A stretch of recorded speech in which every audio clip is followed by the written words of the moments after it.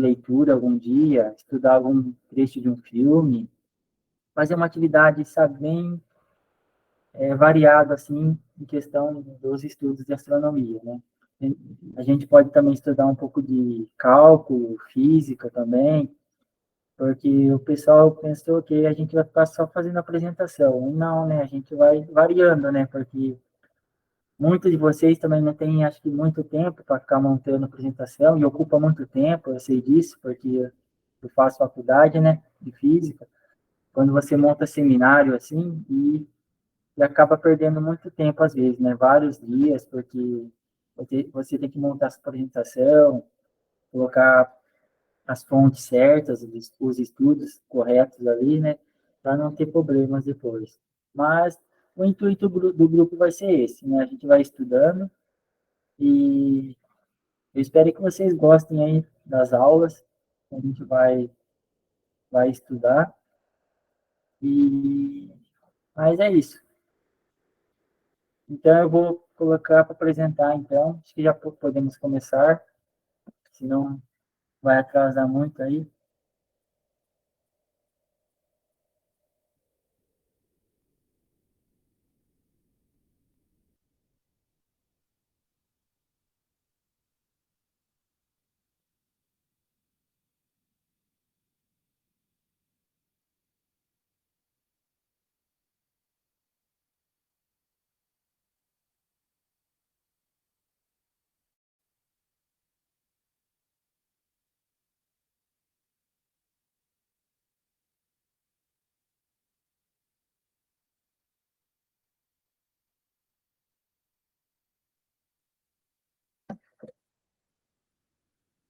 Vocês estão vendo minha tela inteira aí?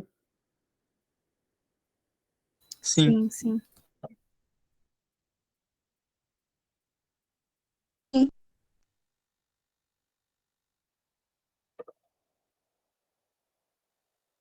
Aí. Bom. Então, a gente vai começar com o meu primeiro tema, né, que eu escolhi lá no módulo selecionado, e eu vou começar a falar sobre um pouquinho sobre a teoria do Big Bang.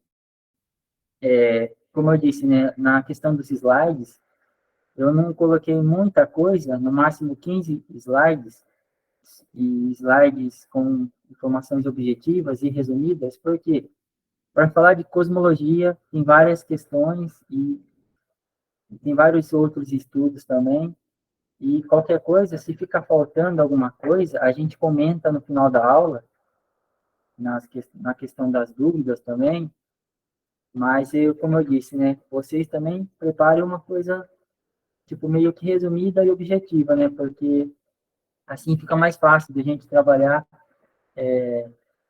não trabalhar assim, tipo, lentamente, mas com objetivo também nos estudos, né, porque daí tem essas questões, né, porque tem gente que gosta de fazer 30 slides, 20, eu não sei, né? Mas depende de vocês aí. Se vocês acham que dão conta de bastante slides, tudo bem.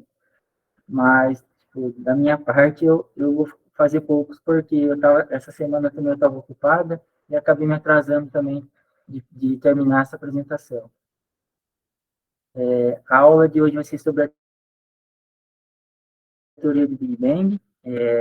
Eu vou fazer uma introduçãozinha sobre o que é a teoria do Big Bang. Ela é a teoria mais aceita para explicar a origem do universo e a evolução. Só que a gente tem outras teorias, né, que agora explicam melhor como o universo surgiu, começou a evoluir. E, por exemplo, tem umas teorias aí que vocês devem conhecer, que é a teoria do Big Bounce, Big Crunch, Big Rip, que fala do fim do universo, do início do universo. Tem essas coisas, né? Outras teorias, né? Mas a gente conhece como a teoria do Big Bang, a teoria mais aceita para explicar como o universo surgiu, né? E é uma teoria bem interessante, porque tem vários aspectos que a gente pode denominar nessa teoria, né? Como a relatividade geral, a inflação cósmica, e também a questão da matéria e energia do universo. E são pontos aí importantes que a gente vai falar ao longo aí da palestra.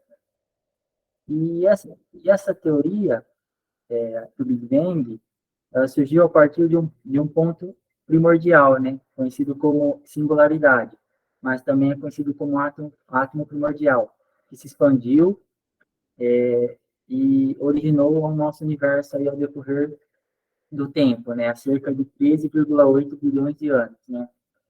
E a mesma teoria afirma que ainda o universo continua em expansão, né.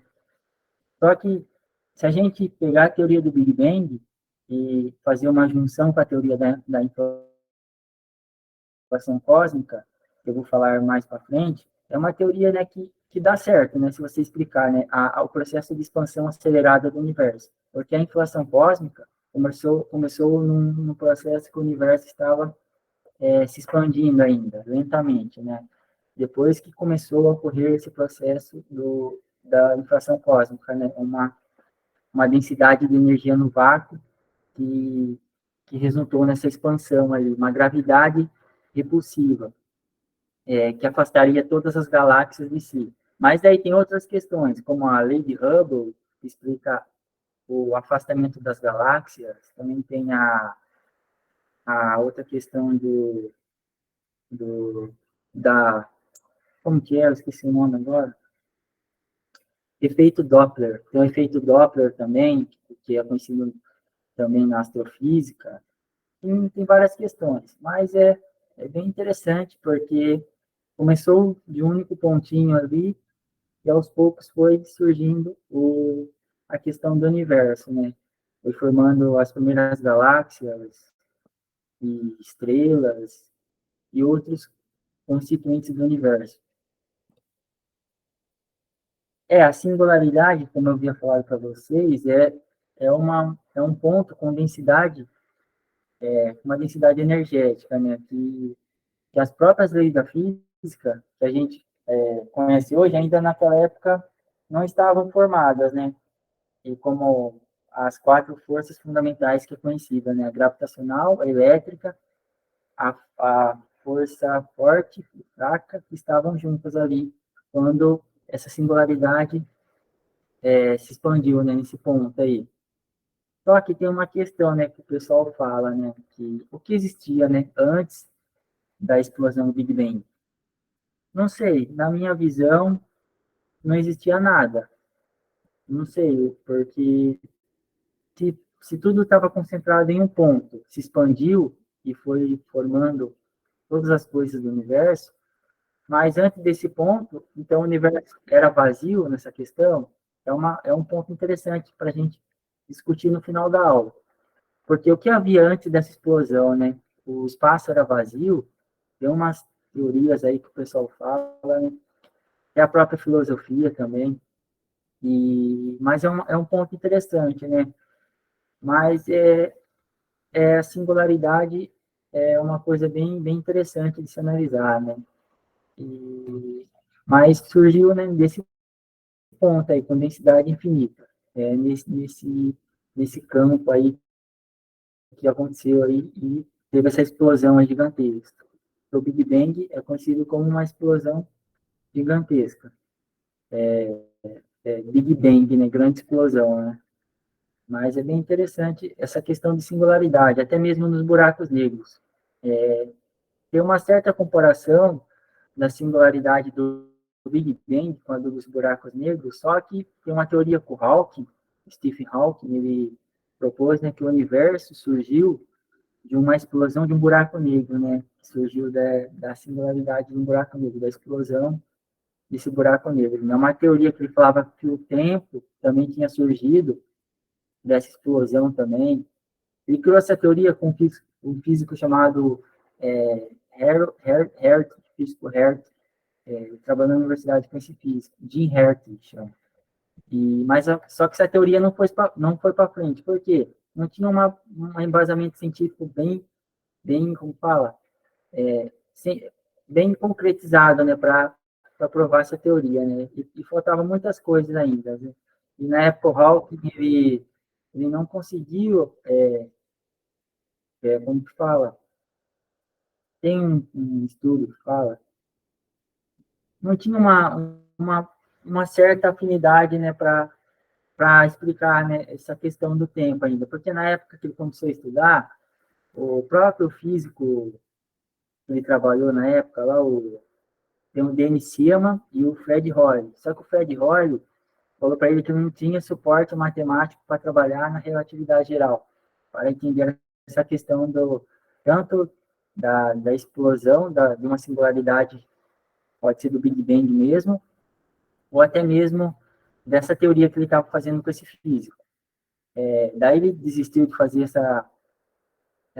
como fala, esse estudo, né, com o Fred Hoyle também, e ele procurou o Denis Sciama. Só que o Denis Sciama também não teve essa especularidade, né, de interagir com o Hawking nas teorias. Porque quem trabalhou com o Hawking nessas teorias de buracos negros foi o Roger Penrose. Vocês conhecem, né, um físico que ganhou o Nobel em 2020, Roger Penrose. Ele ele que aceitou mais essa ideia do Hawking, né, dessa teoria do tempo aí do buraco negro, que o universo surgiu da explosão de um buraco negro, dessa questão da singularidade também, que o tempo e o espaço surgiram ali também. Mas é uma questão bem interessante ali de se analisar. E antes dessa explosão, né, quando o eu tô um pouco rouco, pessoal. Eu tô falando meio devagar, tô com a garganta meio ruim, mas só que eu tenho que ficar dando umas pausas para para mim não atrapalhar, também ficar tossindo toda hora. E, e tem como que fala? Quando a singularidade expandiu, né? Os físicos lançaram um estudo que o universo foi como uma sopa cósmica, né? Por que uma sopa? Porque quando a singularidade se expandiu do, do Big Bang, o universo a matéria e a energia meio que se aglutinou ali e foi formando, né, teve os átomos, né, que surgiram, né, que as partículas elementares ali, os átomos, teve um oceano ali de quark, gluons, e o universo virou uma sopa, e com o tempo começou a esfriar, e originou os prótons, nêutrons, e também surgiram outras partículas ali da física quântica ali, partículas elementares, e também depois surgiram a questão das primeiras galáxias, estrelas, porque o universo era como uma sopa mesmo.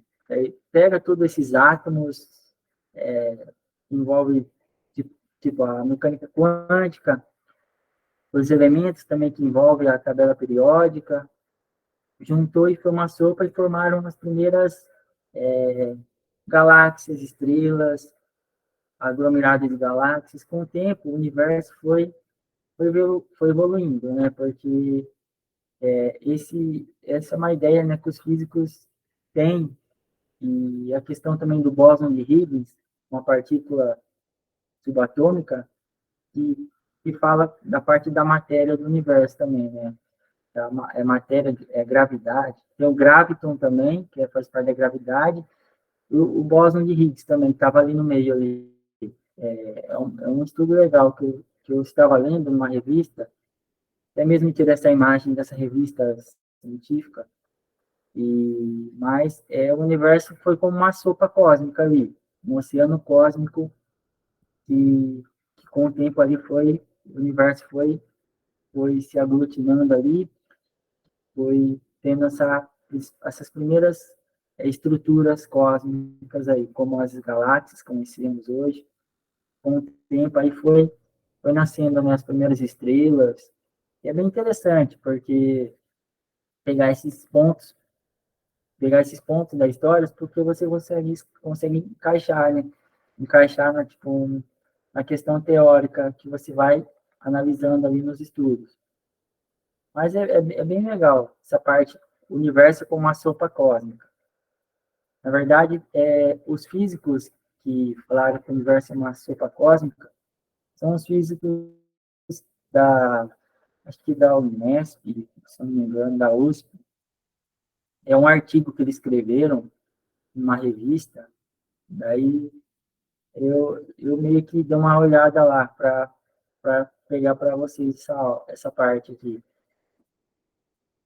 Também tem um papel fundamental que é a radiação cósmica de fundo, em microondas, né? É uma radiação que ela é do espectro eletromagnético, que, que ela, né, revela, né, a história do universo ali, nas primeiras inflação, né, também a questão da inflação cósmica ali, mas a radiação cósmica de fundo é bem importante também entender ela, porque ela foi um papel fundamental, né, na questão do universo quente ali, do Big Bang ali, da expansão.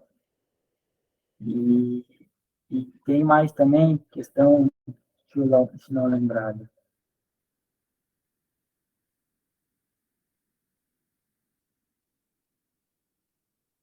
A radiação cósmica, ela tem até aquela questão, né,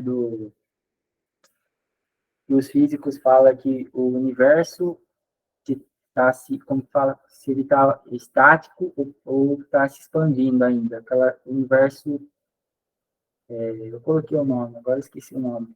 Tem essa questão também que fala da radiação cósmica de fundo, que se está expandindo ou não, esse universo continua se expandindo ou não. Aí tem essas questões também. Agora, a matéria e energia escura, né, é um estudo bem intrigante, porque ela apresenta, né, a parte da história do universo, né, ela representa a formação das galáxias ali, e, e ela está distribuída através, né, de atração gravitacional, né, a matéria é devido à sua atração gravitacional, e ela distribui na densidade do espaço, mas só que ela não pode ser confundida com a energia escura, né, porque a matéria escura, ela possui partículas, né, de prótons, nêutrons, elétrons, possui gravidade. E, mas é bem interessante porque para entender a matéria escura, né, e a energia escura. E aí a energia escura ela provoca repulsão sobre a matéria, né? Daí tem essa questão também. Mas tem aí, né, a porcentagem, né, que fala que o universo é consumido por uma porcentagem, né, 73% de energia escura e a matéria normal é 96% que a gente conhece, né? 4, e tem 4% aí. Mas é bem interessante entender a energia escura, né? A matéria e energia escura. Inclusive, né, não só nas galáxias, que a matéria escura está envolvida, mas nos buracos negros também, pode ser que tenha também matéria escura. Então, nessa questão aí, bem interessante, né? É naquela questão do buraco de minhoca também, porque fala, né, se a gente conseguisse viajar para outro universo, né, a gente teria que ter uma matéria negativa, né, matéria exótica negativa. E a gente só conhece matéria positiva, que é a matéria escura, né? Qual que é a matéria positiva, negativa, né? A gente não conhece. É uma matéria de massa negativa. Se a gente achar essa matéria de massa negativa, a gente conseguiria, né, fazer uma dobra no espaço-tempo para viajar para outro universo. Daí tem que juntar os estudos da relatividade, cosmologia e explicar essa questão aí também do buraco de minhoca, né? Mas principalmente relatividade, né? Porque você vai falar de espaço-tempo, vai falar de buraco negro, buraco de minhoca, é uma questão interessante. Quem elaborou essa teoria é o padre, né, belga Lemaitre. ele, ele que teve aquela ideia de falar que o universo surgiu de um ponto inicial, né, de um átomo primordial, né, Também é conhecida como teoria do ovo cósmico, mas eu gosto mais de átomo primordial, acho que é mais legal de se pronunciar. Nem singularidade, eu acho que é mais a questão de buracos negros, né? De trabalhar com a singularidade, né? Nessa questão. Para mim, tipo, nessa questão do átomo primordial, né? É mais interessante trabalhar com a teoria do Big Bang. E foi esse físico que demonstrou, né, a teoria. Ele trabalhou com Einstein também, e ele ajudou Einstein também a estudar algumas questões da relatividade também. Mas ele foi, o Lemaitre foi um astrônomo importante na época, né? De, de lançar essa ideia do Big Bang também. Também tem um outro matemático, o Alexander Friedman, ele fala, né, de uma teoria que o universo, se ele, tá, se ele é isotrópico ou isotrópico, e tem uma outra questão, né? Depois eu vou falar sobre isso, mas ele fala dessa questão do universo isotrópico também. Só que eu não coloquei aqui essa questão. Mas ele trabalhou nessa questão da relatividade, também do Einstein, e na ideia da expansão do universo, ali na teoria do Big Bang também. E teve uma interpretação mais matemática do que física sobre aquela parte lá teórica, né? E, mas ele também ajudou, daí ele mais três chegou nas mesmas soluções que ele, e também na análise matemática, sobre para explicar o universo, né? A cosmologia que a gente conhece, né? Mas ele acreditava na ideia do universo estático, né? Que o universo não estava se expandindo, né? Tinha essa ideia aí. Daí tem o Ed Hubble, ele foi um astrônomo muito importante que trabalhou na questão dos estudos da galáxia, né? Ele tem um estudo dele, né, que é a lei de Hubble, que explica, né, que a velocidade, e quanto maior distante a galáxia, maior velocidade ela se afasta, né? E ele publicou esse estudo, né? É um estudo bem importante porque ele explica também a questão da expansão do universo, né? Desse afastamento dessas galáxias. E ele foi um astrônomo muito importante. Ele acabou demonstrando esse estudo aí, o Ed Hubble. Daí tem a lei dele, né? A lei de Hubble. Daí tem esse gráfico aqui que mostra, né? A parte da distância das galáxias aqui, ó, e aqui seria, né, a Gaia constante dele, vezes a distância, né, que é a formulinha ali que a gente estuda, né, na hora de aplicar as equações ali. Mas ele levou à conclusão que o universo está em expansão, como eu disse. Mas foi muito importante a criação desse estudo, né?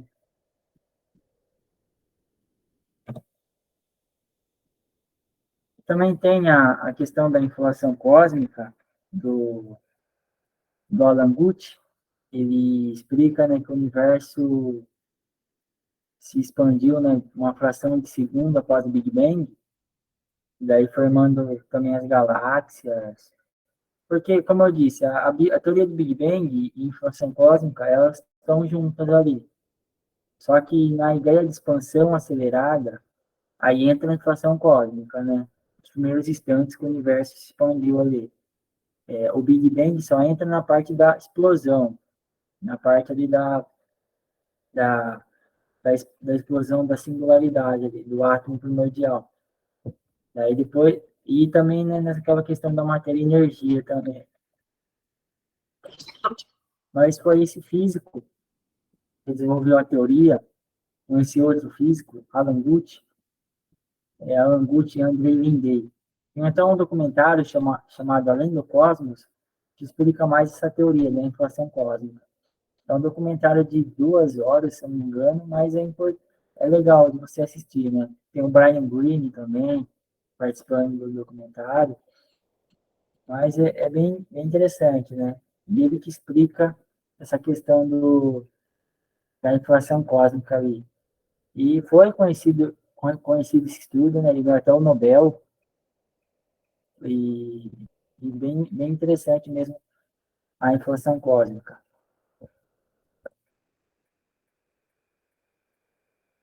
Como eu disse, a inflação cósmica ela foi produzida por uma densidade de energia no vácuo negativa, uma espécie de força gravitacional repulsiva, que estava em expansão e pode ser e que esse estudo pode ser modelado com uma constante cosmológica. Por exemplo, podemos usar a constante de Einstein, sei lá, para trabalhar nessa questão, mas não sei se daria muito certo, né? Essa questão, né? Do, da, da inflação ali. Daí tem a parte do universo observável, que tenha originado numa pequena região.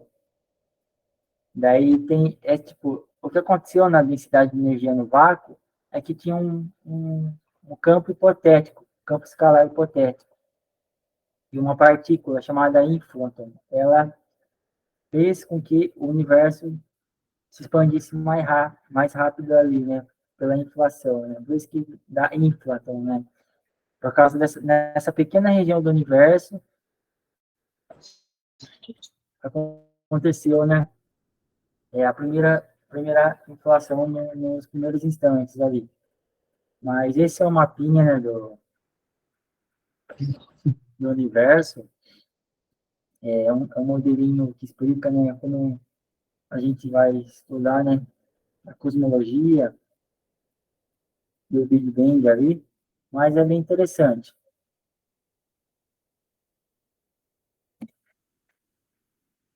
E isso, né, aquela questão que eu falei para vocês, né, do universo homogêneo e isotrópico, né, que o físico lá, Friedman, ele propôs, né, ele falou que o universo era isotrópico, né, mas daí tem aí, que, né, que a homogeneidade implica que, em larga escala, a densidade média do universo é igual em todo o universo.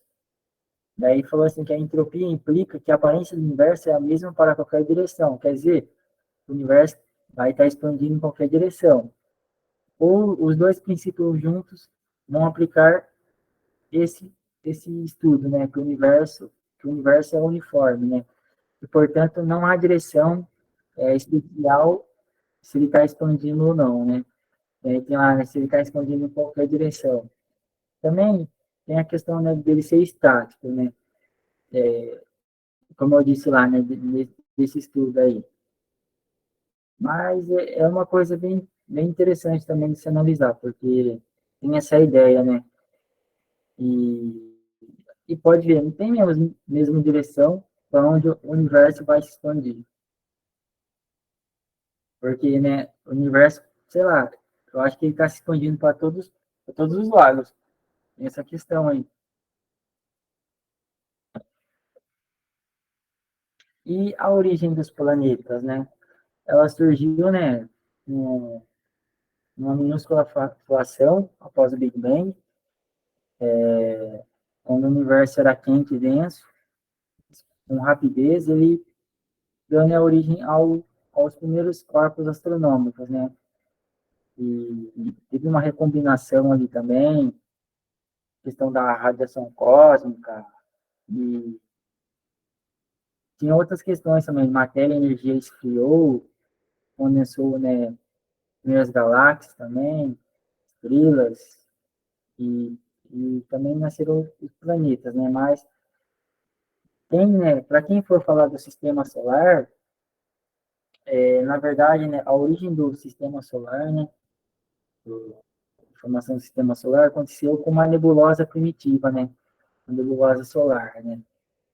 Daí tem essa ideia, né, de surgir, né, a questão de reconciliar também esses estudos aí, né, porque está incluído também, né, nessa questão do Big Bang. Mas é bem interessante. Eu gosto bastante da cosmologia, só que ultimamente eu estou meio enferrujado em cosmologia, vou ser sincero para vocês.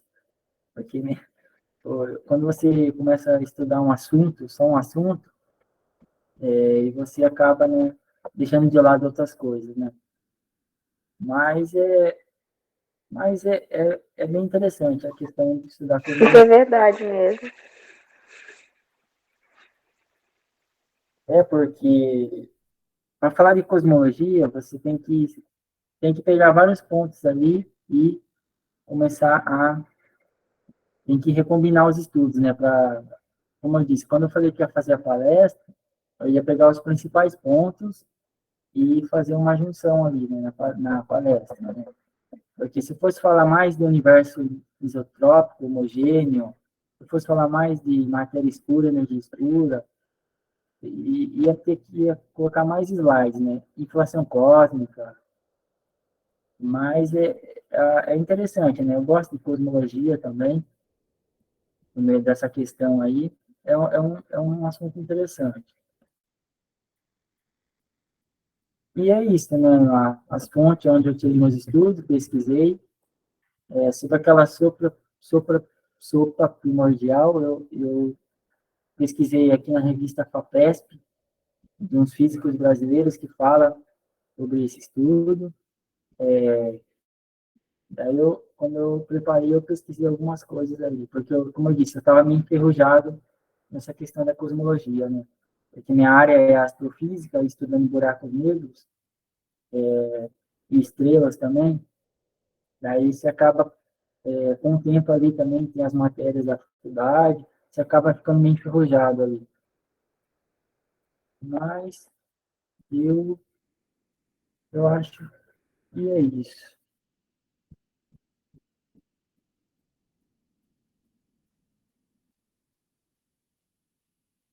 Muito interessante. Eu tenho alguma pergunta para você, Rafael. Pode falar.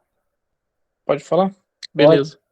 É, você mencionou as singularidades no começo da sua apresentação. Você acredita que a partir do momento em que há o Big Bang, é, existe algum motivo assim para a gravidade não ter reinado? Seria só a densidade mesmo do início da expansão? Deixa eu ver se entendi bem essa pergunta. O pessoal está saindo da reunião? Não sei. Tá, Eu acho que. tá todo mundo saindo aqui, parece. Deixa eu ver.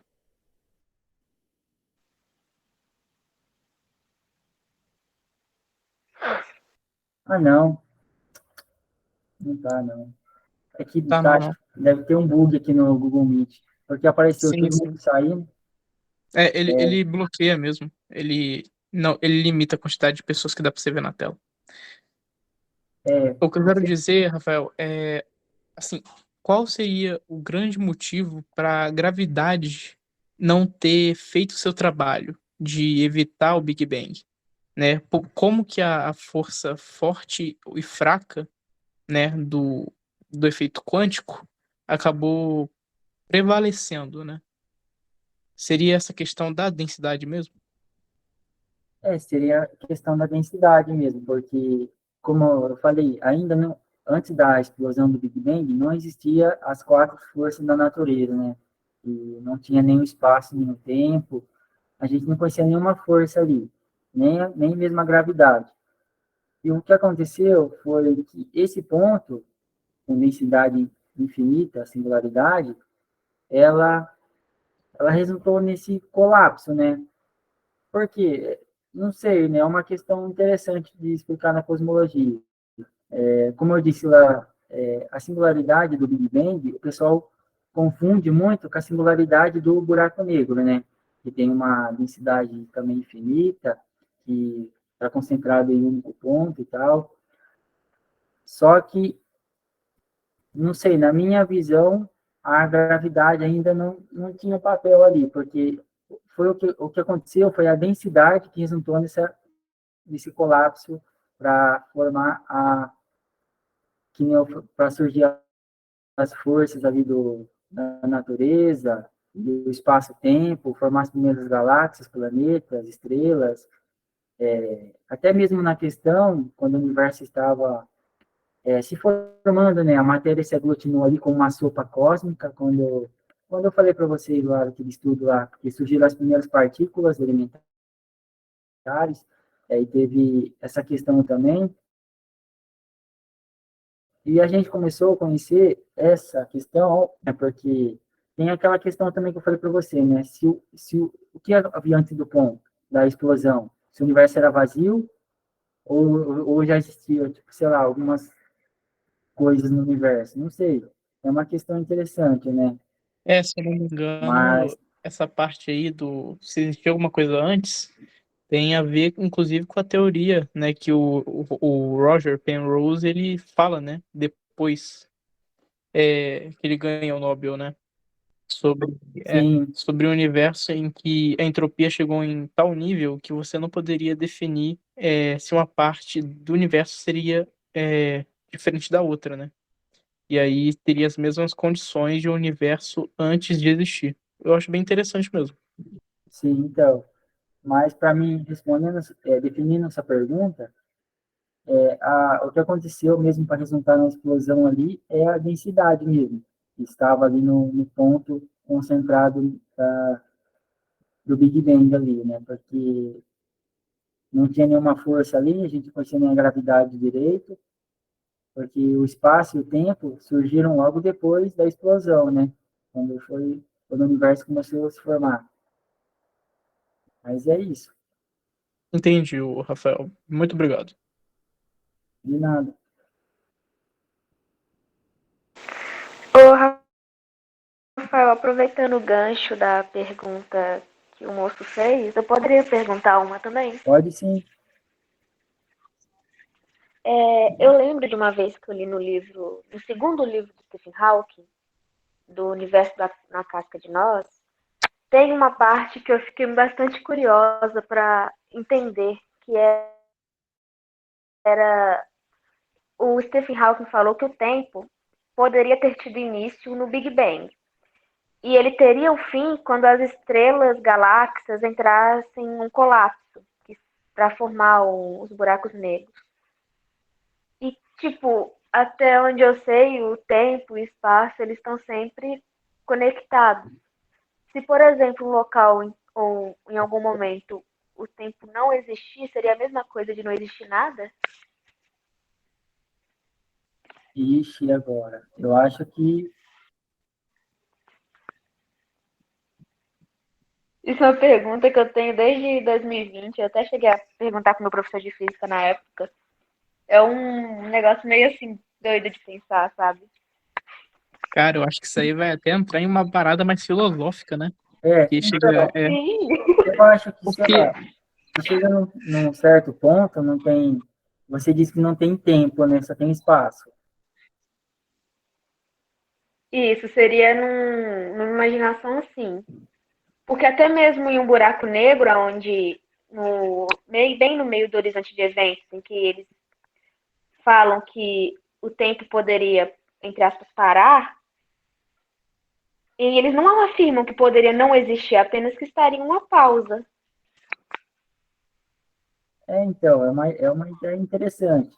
Porque essa ideia aí, ó, do Hawking, é interessante. Que nem Oi? ele estudou, um, que nem eu mencionei no estudo. Não sei se você estava, na hora que eu estava falando que ele tinha feito uma teoria sobre o tempo na questão do Big Bang também, do buraco negro, né? Uhum. O universo surgiu da explosão do buraco negro. Ele fala que o tempo surgiu ali nessa questão, que fala até também desse universo isotrópico ali, que o universo teve um processo irreversível ali, irreversível, e teve essa questão ali também da entropia, né? Mas eu não, mas eu acho que sim, ó, se a relatividade ela funciona o espaço e o tempo, certo? A relatividade do Einstein. Eu acho que sem a questão tempo, do, do tempo, eu acho que só o espaço não funciona, porque a questão da velocidade da luz também, né? Porque quando você se move mais rápido na luz, mais devagar você se move no tempo, né? Tem essa questão. Uhum.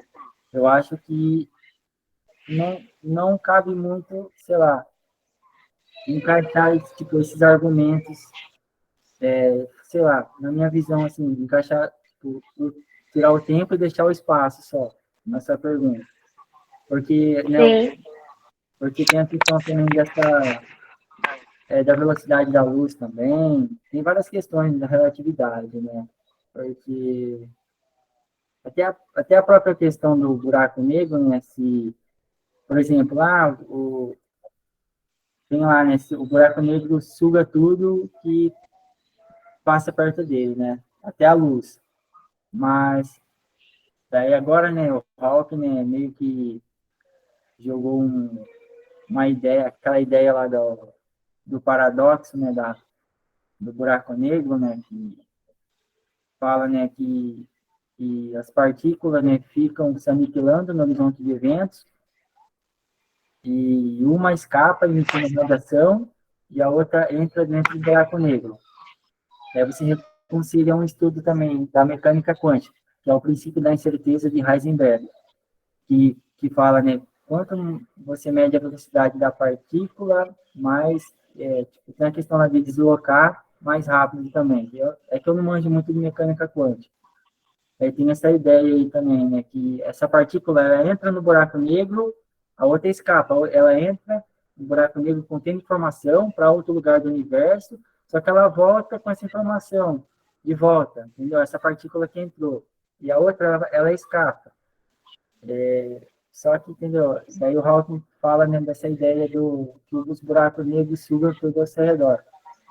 Mas eu acho também que a teoria dele pode estar certa, né? Porque a questão da evaporação do buraco negro também, que explica, né?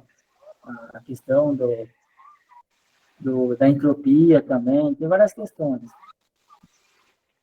tem uma palestra que eu vi recentemente que falava sobre isso e até foi explicado em relação ao fato de que até a velocidade do objeto em questão ele influenciaria se cairia ou não no horizonte de eventos, porque até uma certa velocidade ele, não, na verdade, se ele passasse essa certa velocidade, ele conseguiria sair do horizonte de eventos. Sim, a velocidade escape, né, que fala, né? Uhum. Essa questão do Stephen Hawking foi mais uma coisa que ficou na minha cabeça mesmo que eu não consegui explicação. Porque é mais Então, uma frase do livro dele. é, as teorias dele são meio complicadas mesmo. E Sim. principalmente essa questão, né, da radiação Hawking mesmo, desses efeitos quânticos aí que ficam se chocando no horizonte de eventos. Mas, Entendi, então, obrigada. nada. Então, né, falando inclusive nessa parte do tempo, é, eu acho assim, não faz tanto sentido a gente ter o conceito de tempo depois da evaporação dos buracos negros, né? Porque o que seria do tempo sem ter um objeto no espaço para ter essa influência, né, dele, entendeu? Sim, Aí o próprio conceito de tempo perde sentido, né? É como se a gente realmente tivesse voltado a um ponto em que ele nunca existiu, porque não existe nada naquele universo que pode experienciar ele. Até porque a luz não é válido, né? Que a luz, como se move naquela velocidade constante, ela não sente o tempo, né? sim. Aí também tem aquelas teorias, né, que eu citei lá, né, o Big Bounce, Big Crunch, Big Rip, e que Exatamente. fala, né, do fim do universo, o início do universo também. Só que a gente, No... Pode falar, Rafael. só que a gente conhece, né, a teoria do Big Bang, né, como que explica, né, o início do universo, né? No seriado do Cosmos, o atual, no caso, tem um episódio que fala bastante sobre essa parte do tempo e o sentido de que sem um objeto em questão para sofrer a influência dele, não teria como realmente saber sobre a existência. Sim. Não, eu acho que para falar de espaço-tempo, de essas teorias que a gente está falando,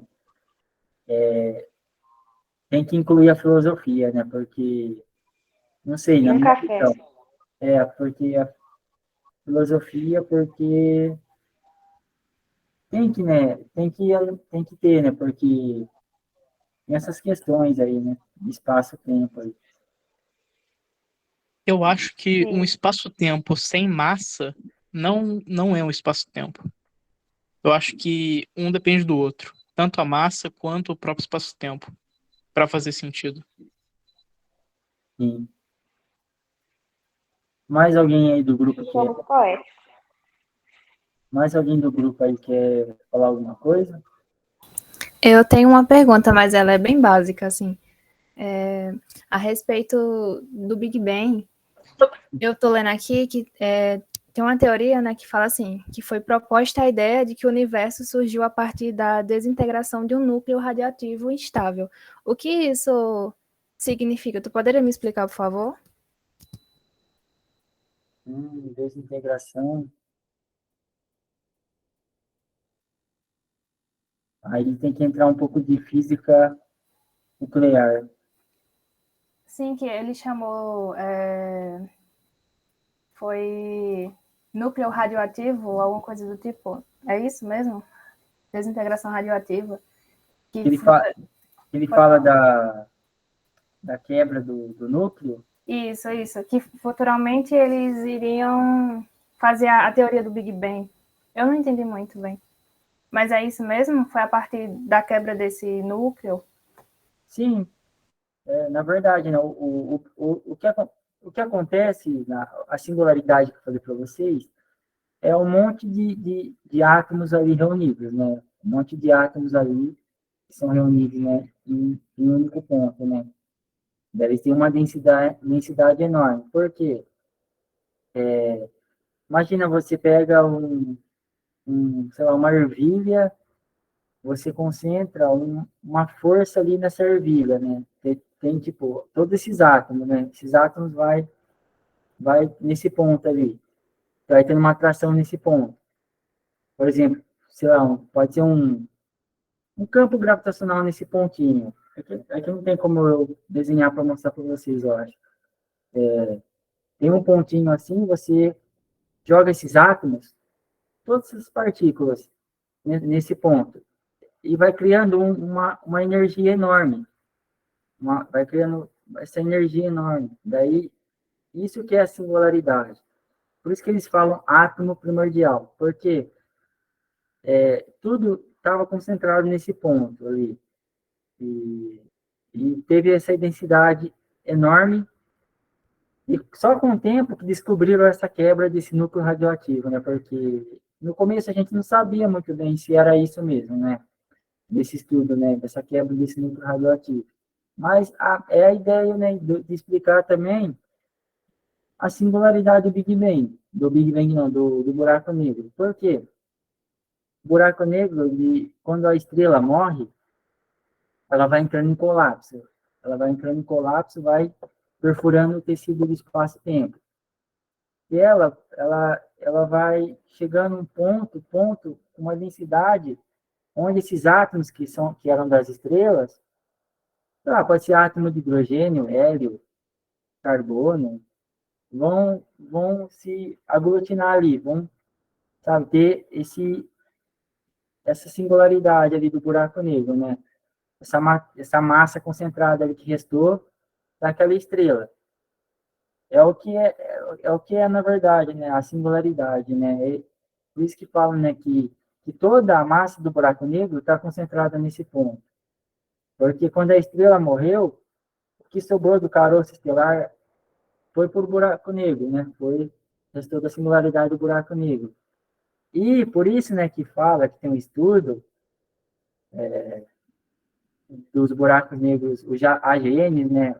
Então, buracos negros tem os quasares, só que é mais os buracos negros supermassivos no centro de galáxias. Quando eles ficam engolindo matéria, quando eles devoram uma estrela, tem uma certa distância do horizonte de eventos. Eu acho que é 10 quilômetros, 5 quilômetros de distância do horizonte de eventos, para que ele possa engolir essa estrela lentamente, né? É um processo lento. Né? Daí tem o efeito do espaguete, né? Que fala efeito de espaguetificação. Que o Hawking explica ainda, né? Então, um efeito lá. E acontece quando ele, ao cruzar o horizonte de eventos, essa estrela vai sendo espaguetificada. E tudo que o buraco negro engole, ele vai ganhando massa. Daí que entra a evaporação, a radiação Hawking. E tudo que ganha massa, essa singularidade, a energia dela ela cresce também. Não a singularidade, a energia. Por isso que o buraco negro fica mais denso, cria uma densidade enorme. Ele vai engordando, ele vai criando massa, ele vai, inflando ali. Com o tempo, ele vai evaporando. Então, tem um processo lento ali de evaporação. Daí ele espirala aqueles jatos de matéria, no núcleo, jatos relativísticos de matéria, jato de plasma. Isso que acontece também na singularidade do buraco negro. Do Big Bang, todos esses átomos que foram reunidos ali, bombardeados, e só que eles conseguiram, né, nessa parte da desintegração do átomo desse estudo aí que você falou, eles conseguiram explicar melhor a teoria do Big Bang, dessa explosão, né? Eles conseguiram explicar melhor, né, o que aconteceu nessa explosão do Big Bang, nessa quebra desse núcleo radioativo aí, decaimento radioativo aí. Mas, como o universo ele é feito por tudo, de átomos, né? As estrelas, tudo tem átomos ali, né? Um pouquinho da tabela periódica ali. Entendi. Daí tem essa questão também.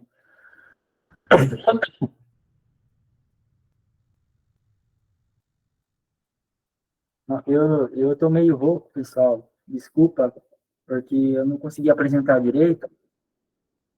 Daí eu não consigo falar muito. Não, tudo bem. Então, Rafael, outra questão que eu queria comentar com você seria sobre a matéria escura.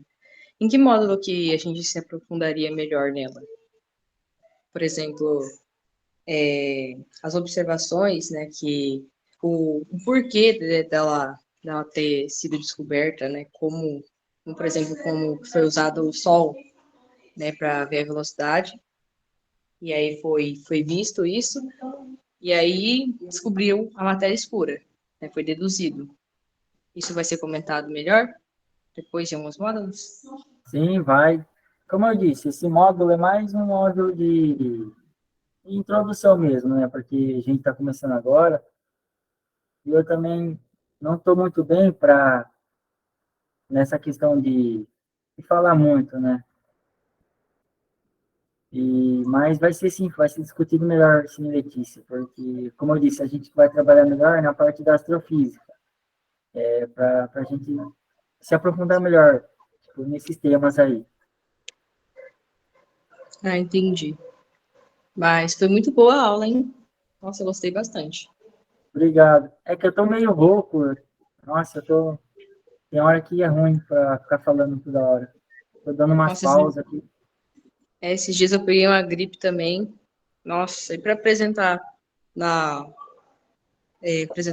apresentação, cara, nossa, apresentar apresentações é difícil, apresentar alguns slides, boca. Depois, no Sim. outro dia, eu fiquei pior ainda. Nossa, é ruim, nossa. Mas, entendeu? Eu tinha que começar hoje porque senão ia atrasar, né? Porque quarta-feira que vem, não sei quem que vai apresentar, ficar lá. É o Ibis ou quem que é? Ficar lá na Eu ordem, vou apresentar sábado. sábado.